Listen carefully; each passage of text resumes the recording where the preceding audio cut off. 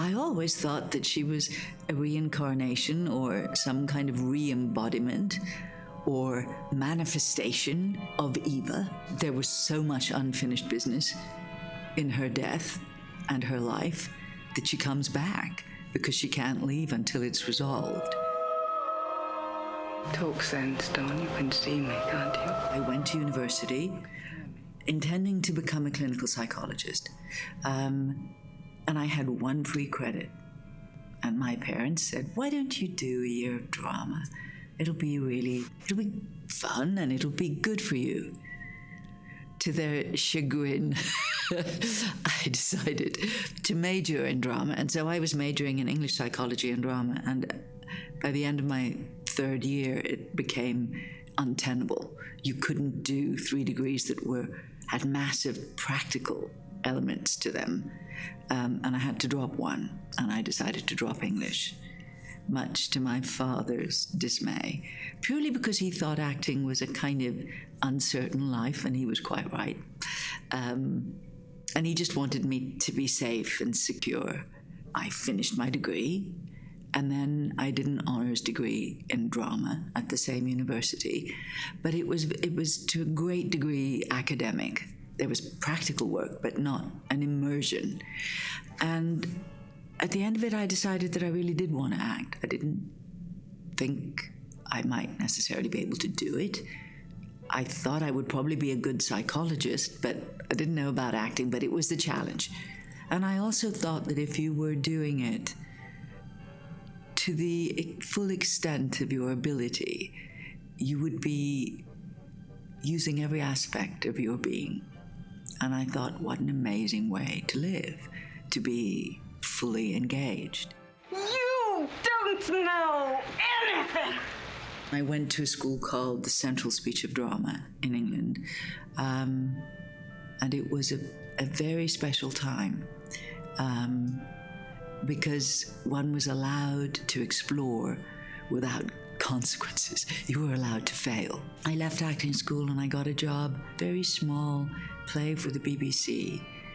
And then I was cast in Chariots of Fire through the instrumentality of someone else.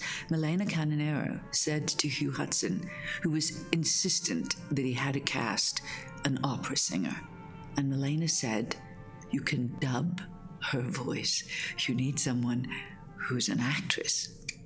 And so he was prepared to consider actors, and I was cast in the role. And it was a truly life-changing opportunity.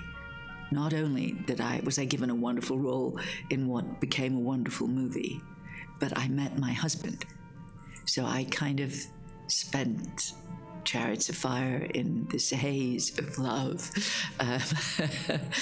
It took him longer to get there.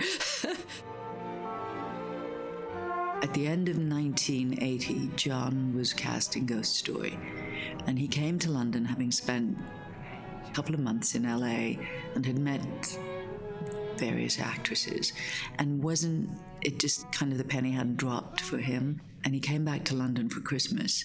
He called Susie Figgis, who was a friend of his and a casting director, and said, I kind of haven't solved this problem. And he described what he was looking for. And she said, oh, well, this morning I saw this new movie, Chariots of Fire, was screened for me. And there's this actress in it, whom I've not seen before, but you might want to watch this. And he called my agent, having seen Chariots of Fire, that afternoon and said, can I meet her? And I met him the next day. And I was going to my parents for Christmas. And he said, no, I need you to go to LA before Christmas. Burt Weisbord was in Santa Barbara for Christmas, and they drove me in a limo to Santa Barbara. And I met Burt and came back to the hotel. They obviously conferred, because they decided I should go to Universal for fittings and the first life mask. And then, God bless them, they put me on a plane on Christmas Eve. And I arrived home in South Africa on Christmas Day, but they offered the movie. So it was this astonishing whirlwind introduction to Hollywood. And that was what the film became for me, this amazing experience in which I met Fred Astaire, John Houseman, Douglas Fairbanks Jr., Pat Neal, and Melvyn Douglas. They flew me to New York, and I was driven up to Saratoga Springs, which is where base camp, so to speak, was. We were living in a grand old resort hotel called the Gideon Putnam. And there was a week of rehearsal. And in that week, I started to read the novel. But so much had been jettisoned from the novel that I actually made a very conscious decision to not complete the novel. I thought I will deal with the story and the way it unfolds in the script, because that's what we're engaged in. I obviously worked with Craig and with the young guys.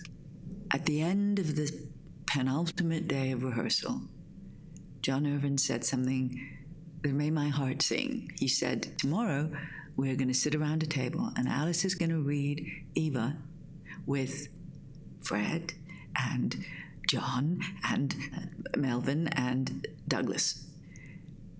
And that's what we did. And they were magnificent.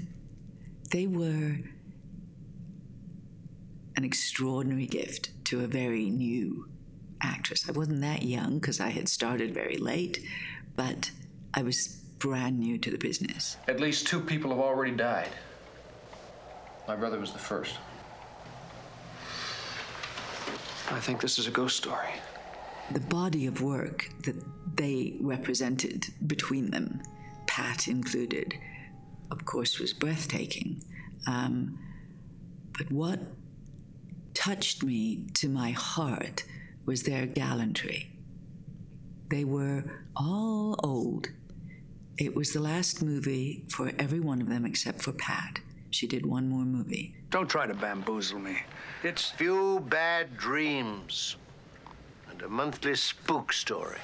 Now, come on, let's get to work. you're dissembling. It's beneath you. All right. What would you advise? They were indescribably graceful. I don't know. They had so light a touch and such a sweetness, all of them. And they were so playful. And they were in their 70s or early 80s. It was, I've never experienced anything quite like it.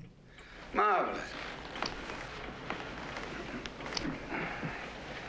I think that was the worst shocker we've had in years. Damn near scared the pants off me, I'll tell you. And we all ate together every night. We sat around a great round table. And Craig and I just sat there with our ears like this, listening to their stories, because they all knew each other.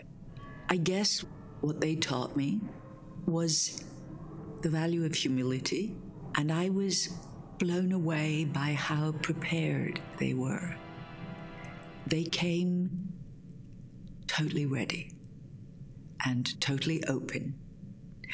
You know, when you're 78 or 82, that's extraordinary.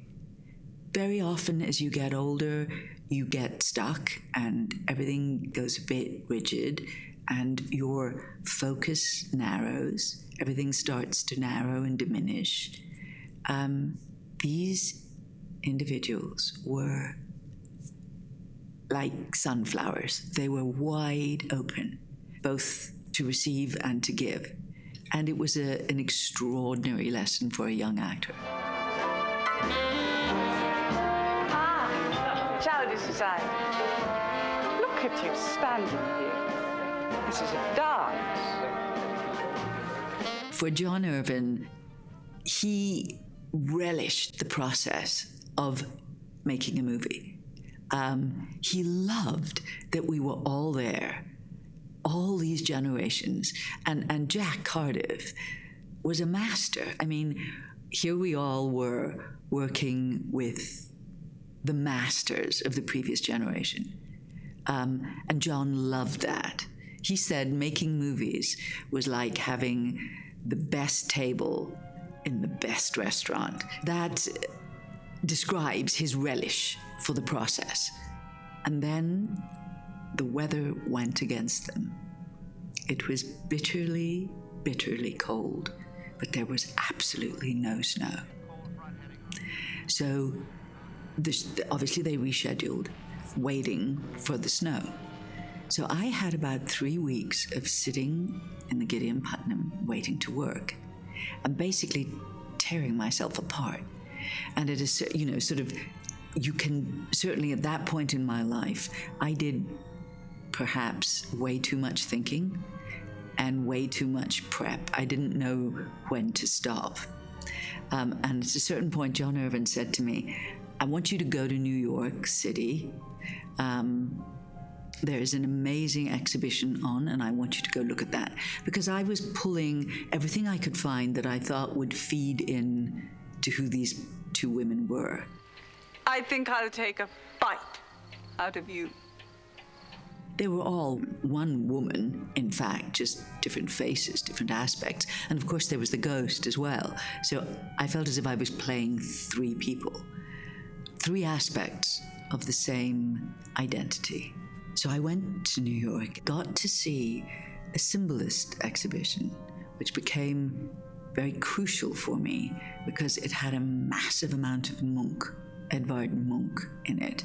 And I saw the original of the painting of the Scream. And there was also an incredibly haunting Munch. Well, all of Munch is haunting, which was appropriate for Eva Alma. There is a painting of the 3 ages of women. A very, very beautiful, extraordinarily voluptuous, seductive young woman, an older woman, and then your archetypal hag. And they're all in one painting. And I bought reproductions of those paintings, and I went back to the Gideon Putnam, and I plastered the walls. So that became kind of the headspace that I lived in while I did the picture.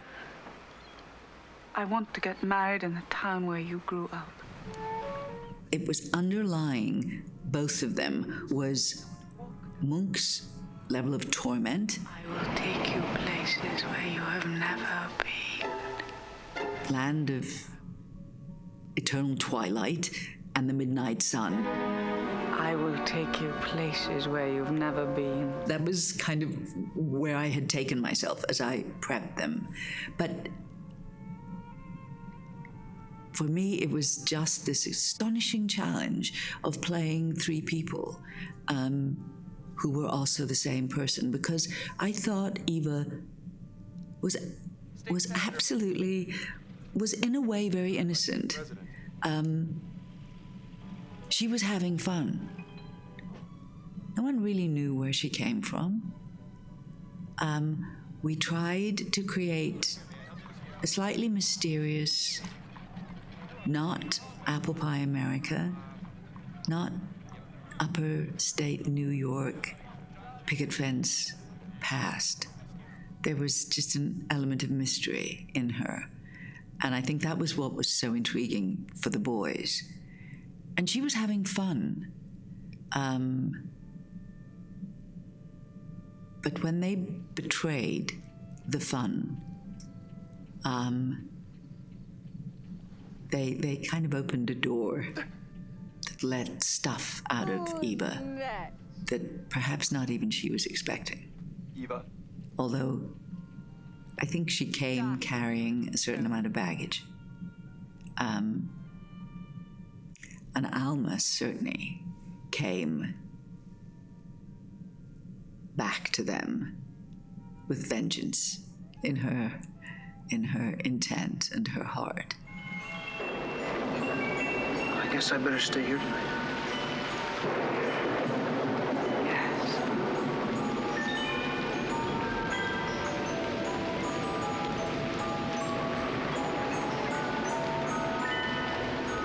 It horrifies my husband, but I don't have a a large knowledge of film. I had probably never seen a movie that drew on the supernatural. So no, if that element is in my performance, it was not conscious. It was just what emerged as I explored who she, they were, and it arose out of what the story required. It was not deliberate. I guess it happened. A scene that I will never forget shooting. Alma appears on the road in the snow, and I was wearing this beautiful green filmy dress that May Routh.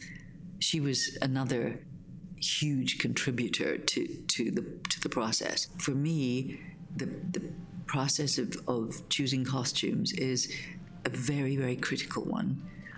It's also a very exciting one because they're the first kind of concrete choices that you make, because it all happens before you start shooting, or a lot of it happens before. So it's the first decisions that actually you've done all this thinking, you've done all this imagining, and then here we are, and these are dresses, and they're the characters, and they start to speak about the character. So they're incredibly important choices. And when you have, in fact, I've never worked with a costume designer, no matter what it was, that was not interested in the exchange and interested in arriving at the character together. And she was wonderful. She was so open and so collaborative. Of course, she came with Eva's costumes, which were ravishing. I mean, they were all original. They were beautiful. I had silk stockings and period shoes and these beautiful period dresses and the hats.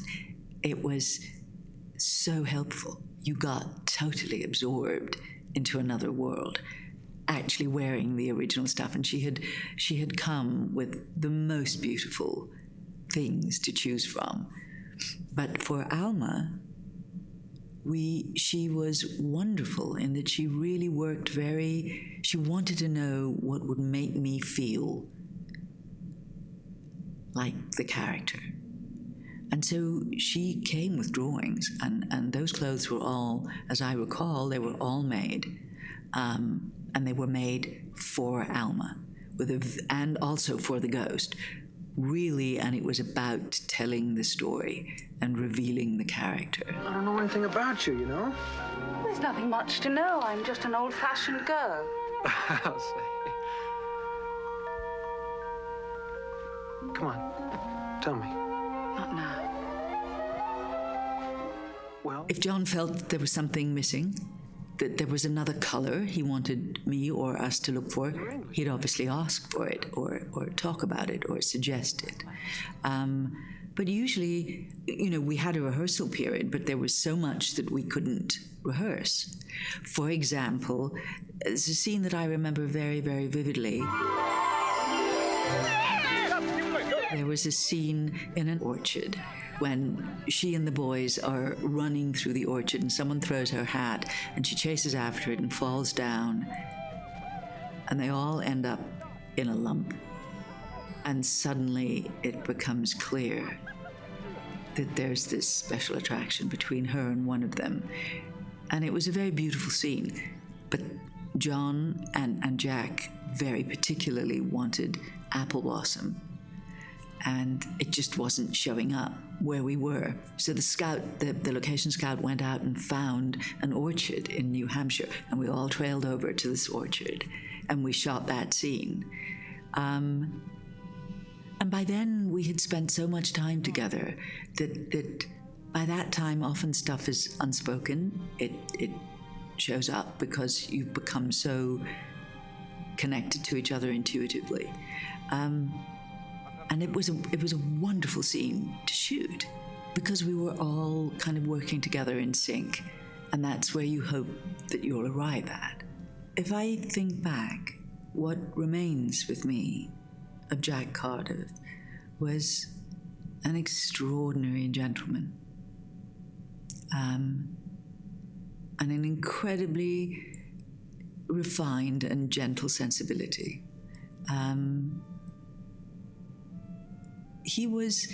I was so new to this. I had made Chariots of Fire, and I had made a miniseries, A Tale of Two Cities. And that was pretty much it.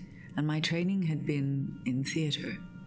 And they were so gentle and so kind with me, and Jack in particular. But I think what you find with people who are supremely good at what they do is that it appears effortless. And you didn't see his process because it was so refined and so delicate, and he was so at ease with what he was doing. That's what I remember. A kind of effortlessness. And of course it looked beautiful.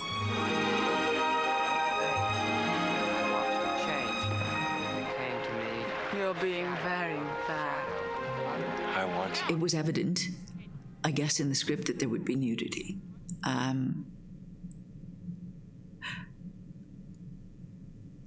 It didn't occur to me to really think what that entailed. I was just so fascinated by all these facets of Eva, Alma, and the ghost, and the two generations and what it meant, that I really didn't seriously imagine how hard it would be to be naked. And it was very hard. It was very difficult. I remember the very first day that I had to take all my clothes off. It was a scene with Craig, and we were down in Florida at this point because we were shooting Alma.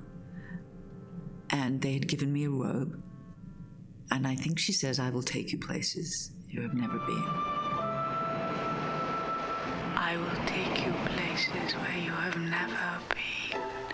And I had to be naked for that. And it came to the point that they said, "Okay, we're rolling. Drop the robe, Alice." And I can remember thinking to myself, well, I couldn't get out of my head, I never said I had a beautiful body. I never said I had a beautiful... So I was incredibly self-conscious about my body.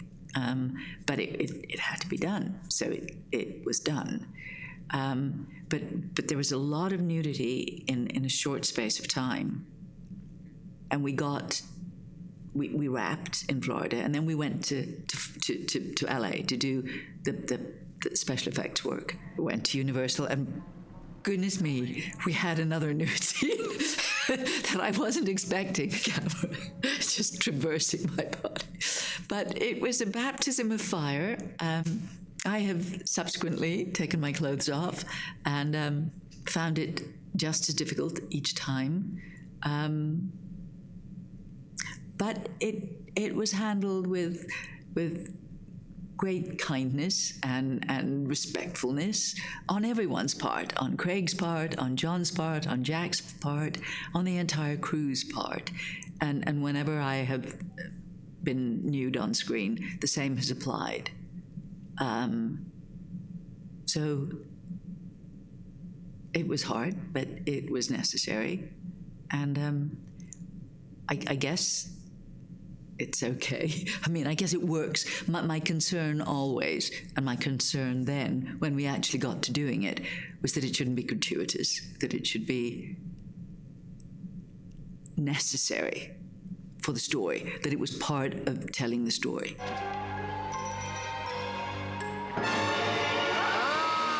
I had the extraordinary fortune of working with Dick Smith. Perhaps it was the first thing I did when I came back after Christmas, that I think I arrived in New York and they sent me straight to Dick Smith because he lived somewhere in New Jersey or within striking distance of New York. And he had an enormous lab in the basement of his house. And I had the life mask of my face done at Universal before Christmas. And I came back and I had the body cast done. And he was wonderful. He was very special. And he loved what he did. And his basement was full of life masks of amazing actors and astonishing prosthetics and all these creations that he'd made through his working life. So it was an amazing experience for someone who had had nothing to do with this prior. I was so fortunate. I kind of was introduced right at the beginning to people at the top of their game, as good as it gets. And I've been very, very fortunate throughout my career to work with many people who were masters and are. There's some of them are still around. And Dick was one of them. And again, the hallmark is ease. They think about you rather than themselves. They're making it easy and good and interesting for you and helping you, so that everything we did was always brought back to the character and what we were trying to achieve with the character and the story. He was quite wonderful, and I have worked with many people who revere him as a pioneer and a master.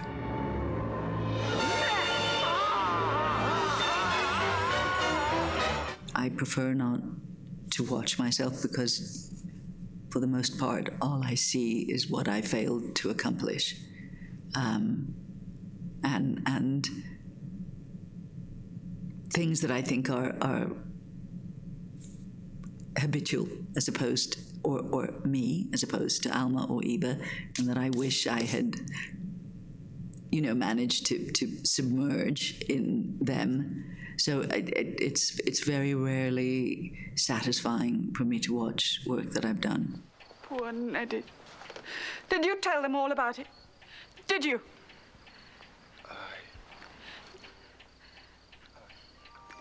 You're pathetic.